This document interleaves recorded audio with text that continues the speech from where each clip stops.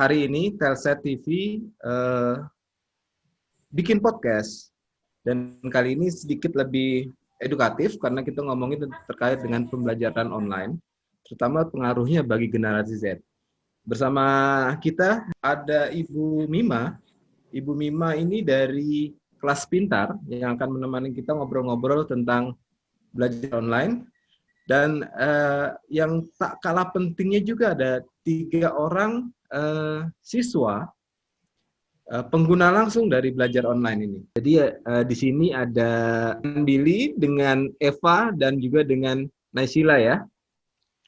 Oke, bersama kita ada juga Ayu dari Telset tadi juga yang akan bantu saya untuk chit-chat dengan semua narasumber kita pada hari ini. Beberapa penelitian bilang generasi Z ini generasi yang paling paham digital gitu ya, paling into dengan dunia digital karena memang kesehariannya menggunakan perangkat-perangkat digital.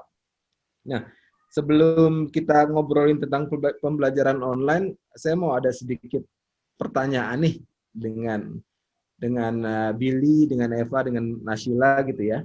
Kalau bicara perangkat digital gitu, kira-kira bisa sebutin nggak 3 perangkat digital yang paling sering digunakan? Coba mungkin Billy dulu. Billy paling suka. Silakan Billy. Jadi 3 perangkat digital yang paling sering digunakan menurut saya itu adalah HP, tab, dan komputer atau laptop. Gitu ya, tiga perangkat itu ya. Nah, rata-rata biasanya digunain untuk apa tuh, Bill? Oh iya. Paling sering digunakan untuk apa? Itu untuk banyak fungsi.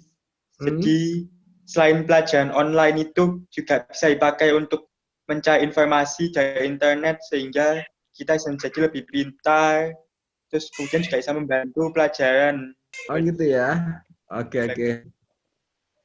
Kalau dari Eva, 3 perangkat top 3 lah ya. Yang paling sering digunakan apa, Eva? Eva boleh dibuka dulu sayang speakernya. Speakernya boleh dibuka dulu. Ya. Eva di rumah pakai gadgetnya apa aja sayang? Yang paling sering sama tab. HP sama tab. Oke, gitu ya. Itu Eva biasanya pakai apa aja sih HP sama tabnya tuh dipakai selain buat belajar online biasanya buat apa? Buat main game, buat sosmedan, main Instagram atau apa gitu biasanya Eva pakai apa aja itu si tab sama si handphonenya? Sih cuma kirim-kirim tugas aja. Kirim-kirim tugas aja. Main sosmed nggak Eva? Cuma WA. Oh, cuma WA aja ya. Nah, kalau Naysila gimana? Kira-kira 3 perangkat digital yang paling sering digunakan apa?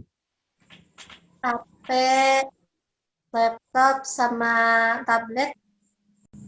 Gitu ya. Oke. Berarti hampir semuanya seragam ya. Pakai HP, laptop, dan tablet ya. Sekarang kita agak sedikit ini nih, kita ngomongin 3 perangkat tersebut atau 3 perangkat yang paling sering digunakan tersebut. Itu kalau di masa pandemi ini ya, ketika semua sekolah online gitu ya, berarti semakin sering ya pakai perangkat-perangkat itu ya. Mungkin bisa dijawab sambil siapa ngobrol aja boleh. Sambil ngobrol aja jadi kita lebih santai gitu ya. Jadi kayak Billy, Eva sama Naysila pas lagi pandemik gini gimana rutinitas penggunaan si gadget-gadget ini otomatis pasti lebih sering kan ya? Iya. Kan karena itu kan semuanya itu online. Ya, pelajaran sama ini juga yang berhubungan dengan pelajaran juga. Oh ya juga semua lomba itu kan juga sekarang itu online. Lomba ya? Menarik nih. Lomba apa tuh kira-kira? Oh, kalau saya itu ngikutinya sekarang tuh yang online tuh 2. Termasuk itu loh kan ada satu yang nanti minggu ini. Oh gitu ya. Nah itu perangkatnya sendiri sharing atau eh, apa namanya setiap hari dipegang sama Billy atau sharing sama bapak, misalnya sharing sama orang Oh, tua, setiap hari. either itu Biasanya tablet saya atau handphone. Ya. biasanya saya pakai sendiri. Oh, jadi dibekali sama orang tua 3 perangkat itu ya untuk digunakan sehari-hari ya. Iya. Jadi nggak sharing sama mereka ya, terutama untuk handphone. Mm-mm. Oh gitu ya. Kalau Eva? Itu saya HP itu sharing sama orang tua karena HP di situ cuma satu. Nah, terus itu HP sendiri saya gunakan untuk belajar. Terus kan ada punya adik, jadi harus berbagi juga sama adik. Oke. Karena device-nya sharing, mungkin kadang bentrok dengan misalnya adik juga belajar online pada saat yang bersamaan atau ada kelas online gitu ya. Berarti kadang-kadang atau pada saat bentrok itu Naysila nggak ini ya, nggak ikutan kelas atau gitu ya? Tetap ikut kelas tapi agak terlambat biasanya. Oke. Luar Untuk biasa Eva, dong itu semangat belajarnya ya, walaupun gadgetnya cuma satu, tapi tetap mau semangat belajar itu bagus banget Nasyila. Tetap harus semangat ya Kamza ya. Kalau Eva gimana Eva di rumah handphone yang dipakai buat belajarnya itu punya Eva sendiri atau sharing juga sama seperti Nasyila? Sharing sama orang tua juga. Sharing juga ya. Punya kakak atau adik nggak Nasyila di rumah? Eva sorry. Punya. Udah sekolah juga? Iya. Berarti itu sharing juga ya? Handphonenya? Iya. Iya berarti ya. Oke, mungkin kita sekarang ajak ngobrol Bu Mima nih sebagai perwakilan dari penyedia solusi pembelajaran digital, pembelajaran online. Bu Mima, kalau kita lihat dari beberapa respon dari adik-adik yang kita ajak bicara sekarang, misalnya terkait dengan perangkat digital ataupun behavior mereka pada sekarang gitu ya. Kira-kira dari kelas pintar ini sendiri gimana Bu? Merespon atau menyiapkan solusi untuk terkait dengan pembelajaran online ini Bu? Oke, selamat sore semuanya. Halo, sore Bu Mima. Selamat sore Nasyila dan Eva, Mbak Ayu, Mas Hamzah. Oke, jadi tadi jadi mungkin begini ya Mas Hamzah, soal kita kan sekarang ini siswa-siswa kita terutama ya, mereka itu dengan tadi semuanya kayak Billy punya perangkat lebih dari satu dan itu dipakai sendiri. Kemudian kayak Nasyila juga punya perangkat walaupun berbagi tapi ada di rumah. Dan Eva juga seperti itu. Itu kalau saya lihat bahwa memang teknologi itu sudah hal yang biasa atau yang penggunaan teknologi bagi siswa itu sebenarnya bukan hal yang baru. Nah, tapi teknologi dalam pendidikan itu sesuatu hal yang berbeda kalau menurut saya. Jadi ketika teknologi itu mungkin dulunya dipakai mungkin buat hal-hal yang sifatnya kalau misalnya gadget, tablet mungkin sebelum ada pandemik ini dipakai buat hal-hal misalnya nonton YouTube kalau hari Sabtu Minggu misalnya atau nonton atau main games gitu misalnya. Tapi ini sekarang itu kan kita dipaksa maju tuh 3 tahun yang harusnya baru terjadi nanti. Nah, siswa-siswa itu sekarang diharapkan bisa menggunakan teknologi itu dalam pendidikan. Nah, itu sebenarnya challenge-nya di situ. Bagaimana misalnya teknologi itu digunakan untuk belajar gitu loh. Bukan bukan misalnya untuk hal yang leisure, sifatnya kesenangan gitu. Nah, itu sih sebenarnya tantangan buat kelas pintar. Bagaimana siswa itu sama senangnya gitu belajar dengan teknologi sama dengan halnya ketika dia menggunakan teknologi bukan dalam konteks dia belajar gitu loh. Yang paling penting sebenarnya yang harus di-highlight gitu kalau menurut saya adalah engagement. Jadi kenapa sih anak-anak kita, siswa kita tuh sangat senang dengan menggunakan perangkat digital itu karena mereka tuh ada sesuatu yang membuat mereka tuh terikat, tertarik gitu loh, dan maintain ketertarikan mereka. Nah, untuk solusi pembelajaran online seperti kelas pintar, kita harus juga seperti itu. Apa sih yang membuat siswa itu maintain their interest to our product? Gitu. Apa yang membuat mereka itu akan tetap kembali menggunakan, terus menggunakan. Nah, itu yang harus kita maintain. Misalnya, sepertinya siswa itu kan, sekarang kalau saya lihat ya pandemik gini, siswa itu sebenarnya banyak yang rindu sekolah sih. Kalau dari penelitian beberapa itu juga mereka rindu sekolah. Jadi misalnya mereka mengharapkan bahwa ada apa, sedapat mungkin mereka tuh, kan kalau di pandemik ini waktu belajar itu kan juga berubah, nggak seperti di sekolah. Waktu kita bertanya sama guru juga kan, udah selesai pembelajarannya, karena kan ada batasan juga waktu. Nah, sekarang itu ya kita sediakan bagaimana bisa kita mengakomodir kebutuhan-kebutuhan siswa yang tadinya, yang dulunya bisa disediakan, misalnya kita membantu untuk memfasilitasi. Iya, gitu. itu penting tuh Bu. Jadi ketika kita bicara kebutuhan, terutama konteksnya hari ini gitu ya, bagi kelas pintar maupun para siswa sebagai user gitu ya, kira-kira sebenarnya kalau di perspektif saya gitu sebagai media melihat ini kan tentang kebutuhan dan siapa yang menjawab kebutuhan tersebut gitu ya. Jadi kalau misalnya si siswa sekarang rindu sekolah, kira-kira kelas pintar apa upayanya gitu ya. Terus kalau kelas misalnya si siswa butuh engagement tadi gitu ya. Terus kelas pintar kasih solusi apa dan seterusnya. Nah, mumpung sekarang ada para adik-adik siswa gitu ya. Sekarang saya juga pengen tanya nih, kira-kira kebutuhan teman-teman siswa gitu ya terkait dengan belajar online ini apa sih kira-kira? Apa sih yang diharapkan? Apa sih yang bisa misalnya meningkatkan minat belajar pada saat belajar online dan seterusnya? Mungkin Billy atau Eva atau Nashila bisa kasih kita input supaya kita semua sama-sama belajar dan kita bisa memberikan ibaratnya part kita masing-masing untuk memberikan solusi. Mungkin Billy atau Eva atau Nashila bisa kasih sumbang. Billy dulu kali ya, coba Billy. Ya, boleh.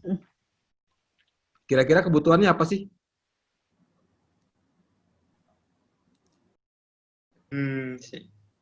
Kebutuhan dalam apa, Pak? Ya, untuk belajar online ini kira-kira bagusnya kayak gimana nih belajar online gitu?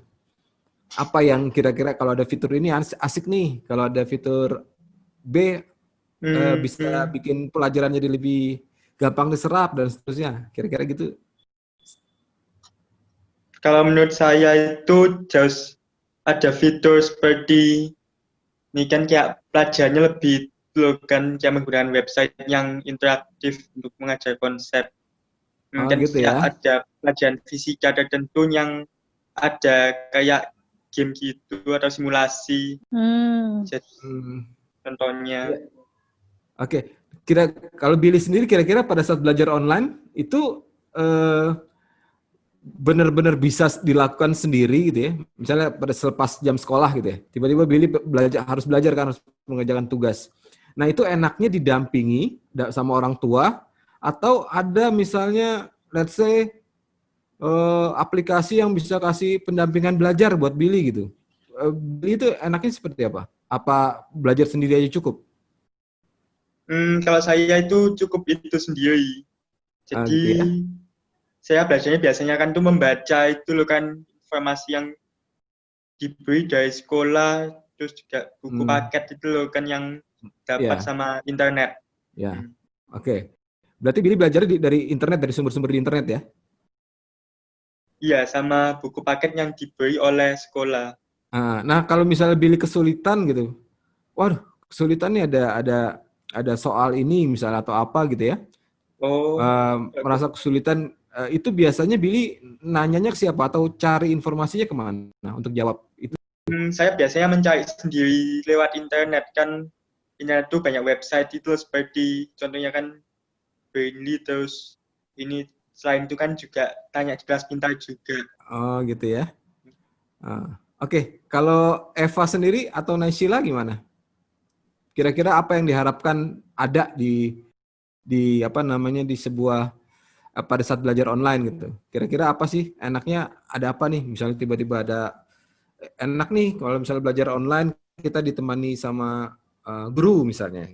Belajarnya diajarin sama guru atau gimana? Mungkin Eva atau Naysila bisa kasih informasi atau kasih harapan-harapan seperti apa? Kalau saya sukanya pas ada gurunya. Ada Jadi gurunya ya? langsung bisa ingat materinya. Berinteraksi ya?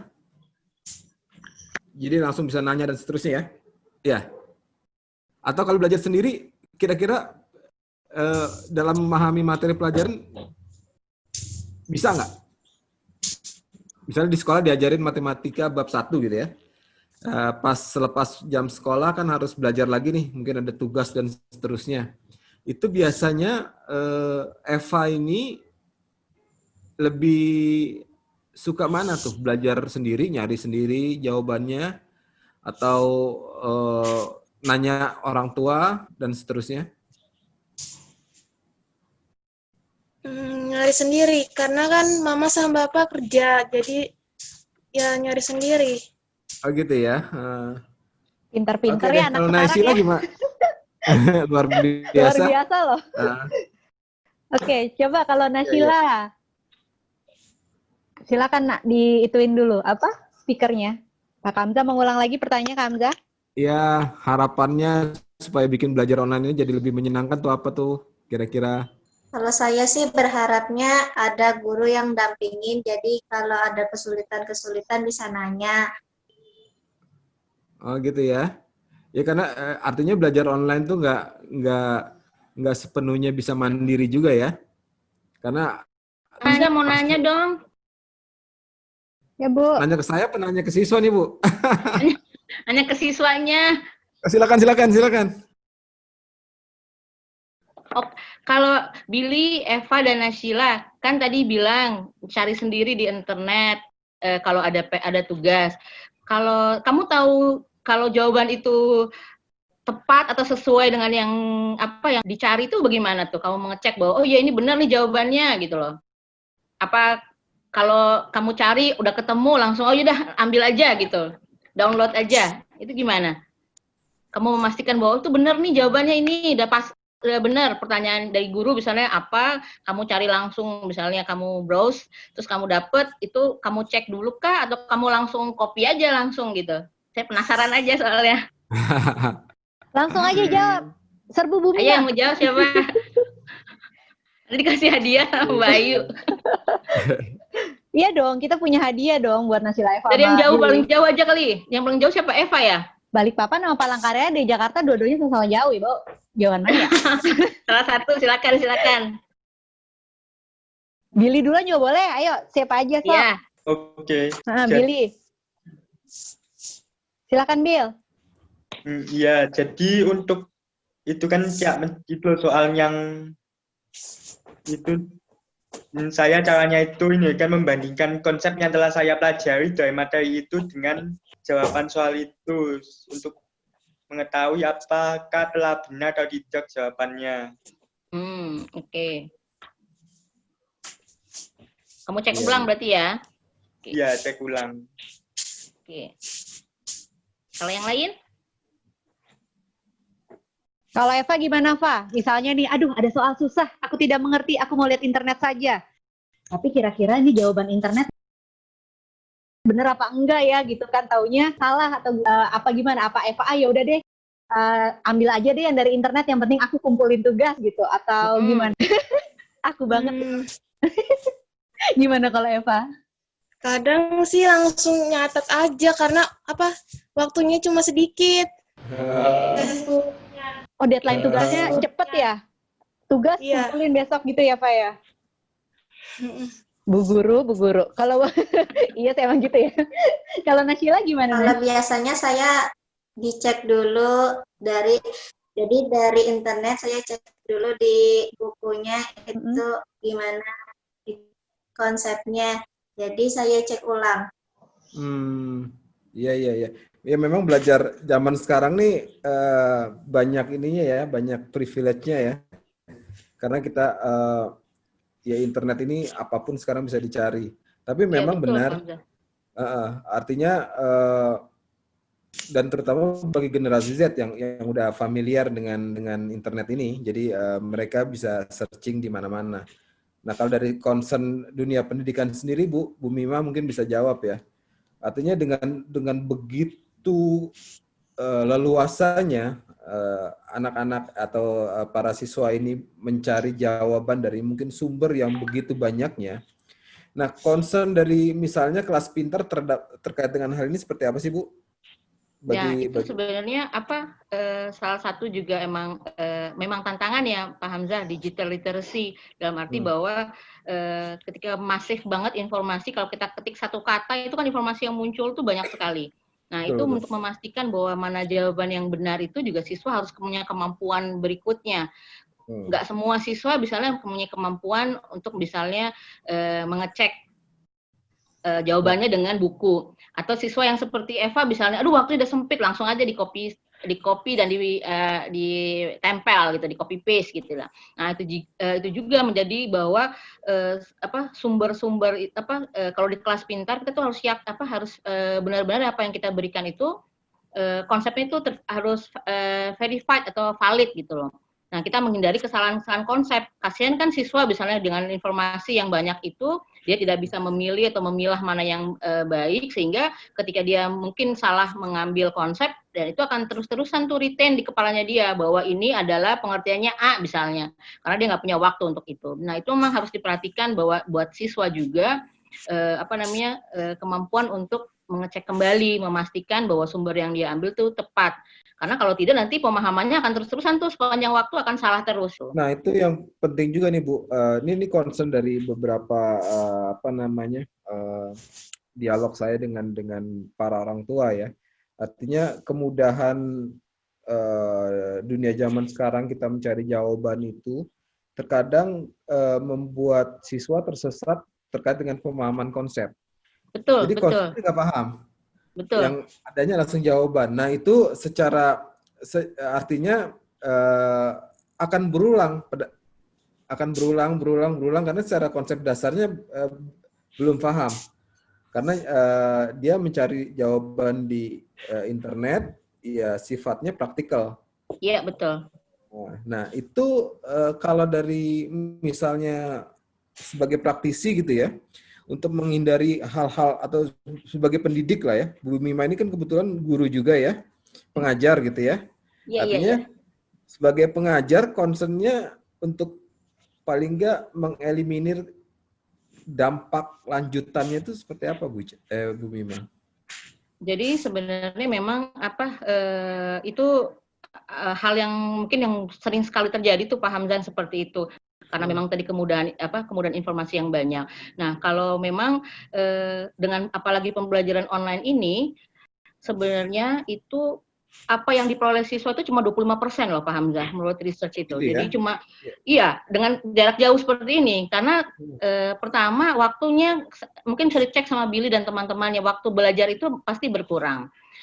Tidak seperti zaman sebelum pandemik.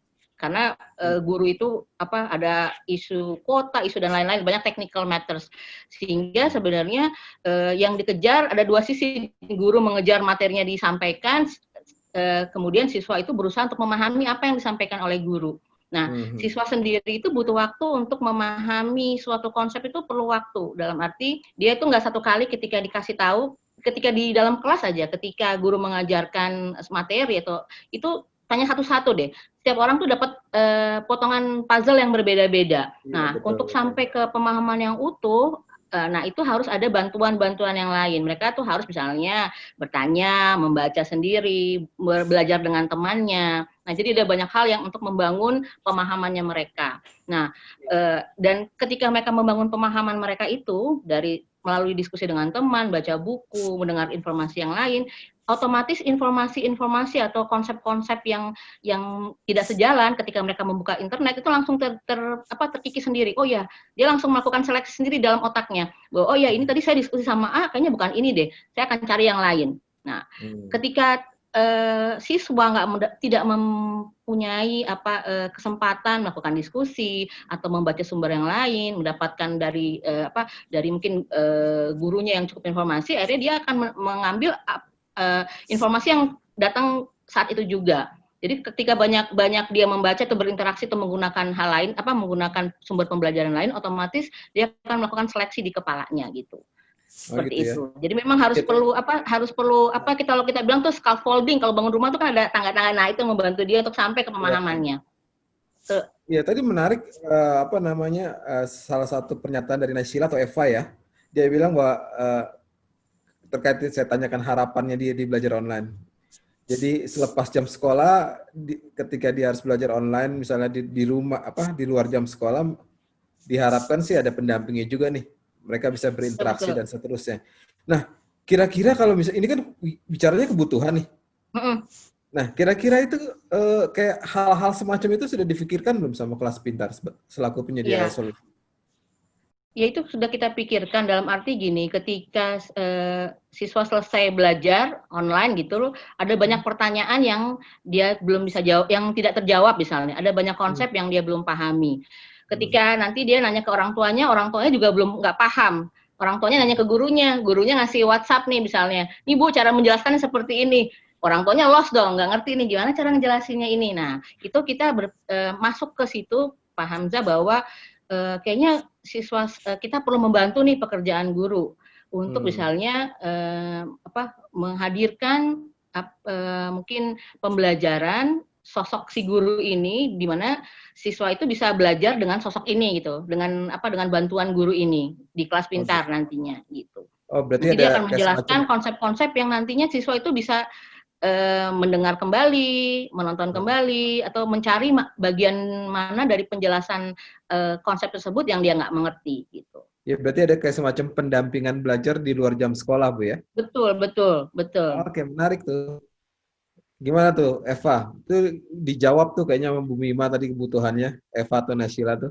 Ada pendamping belajar di luar jam sekolah. Iya, kembali lagi sebenarnya ini kan tentang ini ya, kita semua belajar sekarang. Belajar menerima kebiasaan baru. Nggak hanya di Naysila, Eva, dan Billy sebenarnya, atau Bu Mima. Di kita di dunia kerja profesional pun beradaptasi dengan kebiasaan yang baru, online kayak gini nih. Biasanya kita lakukan offline kan. Offline, betul. Artinya kalau bicara tentang belajar online, kira-kira kalau dari sisi siswa gitu ya, belajar online sekarang ini tuh sebenarnya bisa secara pengetahuan, sekolah udah hampir 6 bulan, sekolah dilakukan secara online semua. Itu kalau dari sisi pemahaman terhadap materi, itu kira-kira dampaknya apa? Apakah belajar online ini bikin berkurang minat belajarnya karena jarang ketemu teman, guru, dan seterusnya? Atau sebenarnya biasa-biasa aja? Jadi teman-teman atau para siswa ini bisa dengan mudah beradaptasi dengan kondisi sekarang. Mungkin Eva, Billy, atau Naysila boleh kasih input? Oke, jadi kalau untuk saya itu, saya sebenarnya biasa-biasa saja sih. Berarti sebenarnya udah bisa dengan mudah beradaptasi lah ya? Iya. Oke. Tidak mengurangi, tidak lantas misal belajar online jadi bikin sulit memahami konsep materi, atau belajar online bikin kurang pintar gitu ya. Tapi biasa-biasa aja ya. Iya, biasa. Oke. Kalau Eva atau Naysila gimana? Eva dulu mungkin. Kalau saya sih kurang memahami materinya. Karena apa tuh, Eva? Karena gurunya itu kasih penjelasannya itu nggak sedetail itu. Karena terbatas waktu mungkin ya? Iya, bisa jadi itu. Waktu memang terbatas sekarang. Apalagi kan mungkin ya Pak, kalau lagi di Zoom rame-rame gitu, gurunya jelasin, aduh ada yang mau ngerti, mau nanya satu, yang satu udah nanya, terus udah jam segini gitu. Apa kan? Kalau di kelas kan bisa bisa diberhentiin ya, iya. bisa, kamu nanti dulu gantian gitu. Kalau di online susah. Walaupun waktu belajar udah habis, bu gurunya keluar bisa dikejar ya Pak, keluar pintu gitu. Iya. Tapi mungkin kalau belajar online mungkin kendala-kendala kayak gitu ya. Tantangannya banyak. Kayak gitu ya. Oke, kalau Nasyila? Kalau saya tuh kendala susah mahamin pelajaran, olehnya guru itu terlalu cepat jelasinnya. Iya sih ya. Karena memang nggak mudah juga sih memang menjelaskan dengan kondisi online kayak sekarang ya. Belum lagi gantian dan seterusnya. Iya sih. Artinya ini ya kalau saya sih berharap mudah-mudahan kondisi kita sekarang ini dengan belajar online secara menyeluruh ini tidak mengurangi kualitas pendidikan sih secara umum. Ya mudah-mudahan nanti kelas pintar bisa bantulah kasih solusi tuh Bu ya terkait dengan itu. Jadi iya gitu Pak Hamzah. Jadi kita berpikir kira-kira apa ya? Karena menggantikan guru itu tidak mungkin gitu. Guru memang nggak bisa digantikan, tapi bagaimana kita membantu guru untuk betul. Misalnya membantu siswa, karena kan membantu guru akhirnya membantu siswa. Makanya nanti yang akan kita luncurkan nanti produk ini ya sedekat mungkin itu sama settingannya dengan di sekolah. Sehingga kan yang tadi awalnya saya bilang bahwa siswa itu tertarik karena dia engage. Nah, kita sedekat mungkin menghadirkan itu settingannya mirip dengan settingan sekolah, bagaimana kita melakukan mendeliver materialnya dan lain-lain itu sedikit banyak siswa akan familiar. Karena kalau siswa nggak familiar, dia akan bingung gitu. Nah, kita berusaha menghadirkan hal itu sehingga siswa itu lebih baik lagi dalam belajarnya gitu. Oke, ini menarik sekali dialog-dialog yang kita bicarakan hari ini. Mungkin karena waktunya sudah hampir 1 jam ya. Ini mungkin pertanyaan terakhir nih buat teman-teman siswa gitu ya, Billy, Eva, dan Nasyila gitu ya. Kalau ngomongin kendala, ini kalau sekarang bisa sebutin nggak 3 kendala belajar online yang dirasakan hari-hari ini nih? Misalnya kayak kuota internet cepat habis, atau sinyalnya putus-putus, atau gimana? Yang kalian rasakan, yang kalian rasakan. Kita. Coba kalau dari Billy dulu, Billy so far dari selama pandemi ini ada ngerasain nggak, sulitnya belajar online tuh di mana gitu? Apa yang kayak tadi? Kan itu yang saya temukan tuh pertama ada itu kadang kayak sinyalnya itu lemah waktu pakai internet, jadi sedikit mengganggu. Terus selain itu juga kadang terjadi gangguan teknis pada gurunya waktu seperti meeting untuk pelajaran online atau ngasih tugas. Terus satunya itu jadi yang saya mikir itu yang 2 kendala itu. 2 kendala itu ya, yang paling sering terjadi ya Bill ya? Iya, tiba-tiba lagi Zoom atau lagi itu tiba-tiba mati, terus sambung lagi ya anak-anak, join lagi gitu ya? Iya. Iya. Udah hilang interestnya. Iya. Oke, terima kasih Billy. Nah, dari Eva di Pangkalaraya gimana? Menurut Eva, ada nggak sih kendala apa yang ditemui sama Eva di Balikpapan? Kira-kira apa sih yang Eva temui gitu? Share ke kita, jadi kan nanti kita sampaikan ya ke Pak Menteri ya, ke Pak Menteri Nadiem, biar lebih baik ini. Ini langsung loh yang ngomong tuh siswa-siswa gitu. Ada kendala apa yang Eva temuin di sana selama belajar di rumah? Jaringan sih. Sering turun gitu ya, Pak ya? Iya. Selain jaringan apa lagi, Pak? Apa kendalanya yang paling sering Eva temukan selama belajar online? Waktunya, karena bantuin adek juga ngerjain. Ternyata.